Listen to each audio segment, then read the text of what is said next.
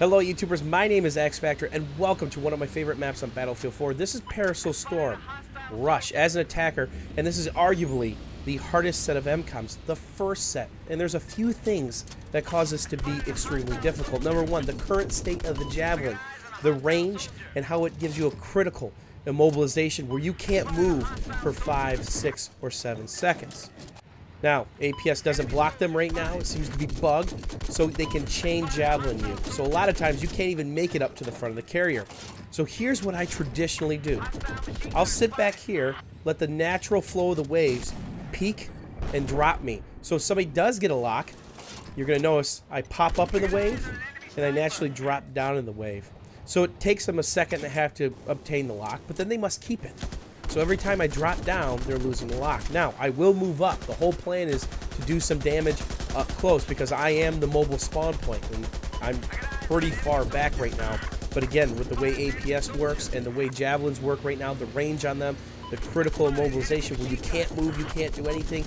Even if you got 70 or 80 health left and somebody's repairing you, you're in trouble. So I had to pick and choose when to make my move. And that brings me to my next point, the rib. Try not to beach the rib. Number one, it's a mobile spawn point if you have at least one person in it. And if you give it to them, it will shred the transport chopper, the other rib, and of course, the attack boat. So this is my secondary position. This entire area. I'm going to be treating my attack boat much like a tank. I'm going to pillar to gain access to a line of sight, use the trough of the wave, the flow of the wave, and then pull back when I need cover. Hopefully, my gunners are kind of paying attention to my flank. And just as I think I'm getting in trouble, I can pull forward. Remember, it's very slow to back up. It's quicker to just simply slam forward. So sometimes the wise idea is sit back just a little bit. So why don't I drive around the carrier? Because there is no advantage to me doing so. They have the verticality of the carrier. You're looking 15, 20 feet up, and there's all that protection on the right. Javelin central, and when you're this close, you can eat RPGs to the face, SRAWs, LAWs, and anything else that can go boom. C4 off the side, slams, you name it. So right now it's about holding a position, giving my team a mobile spawn point. And of course, if people are sitting on the boat, not getting off, that's not helping. But the boat's being effective here. It's distracting people. It's putting pressure on the defenders. As you can see, I've got squad mates pushed up on the other side. It's smart to slowly envelop the carrier. The worst thing that can happen is the attack boat and the transport chopper just go balls out of the break. Well, you're probably going to lose both. And then you've got a minute and a half spawn time on the actual attack boat.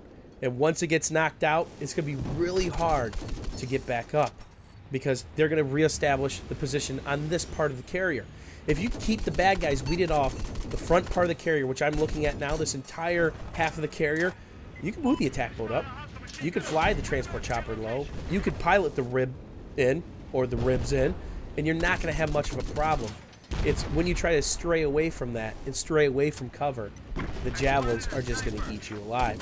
So still holding this position, we're going to literally try to work this down until people start pushing, providing cover for the ribs that may move up. This is kind of methodical, pretty repetitive, but it's effective. See that lock? RPG hit me from up top, but that lock naturally disappeared. That was a javelin. And that's the other thing.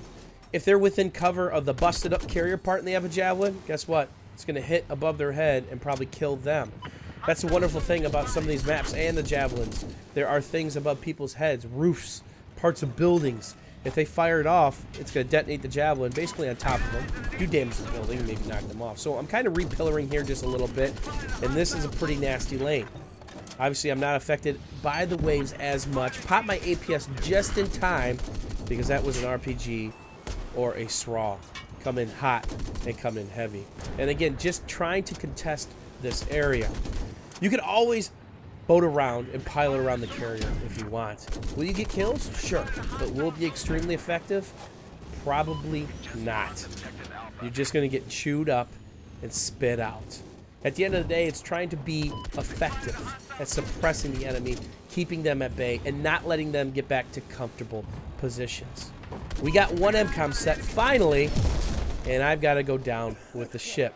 But they quickly defuse the MCOM time to throw on the Bushwookie outfit, go with the Pokeball, and the suppressed ACWR. The good news, there's a rib behind me keeping these guys at bay.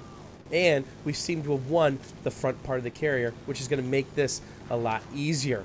At the end of the day, it's all about being effective with the transport chopper, the attack boat, and of course the rib. If you're just beaching them and getting out of them, you're losing that mobile spawn point, and you're giving the enemy an opportunity to take the rib or ribs and just start chewing up your late pushes.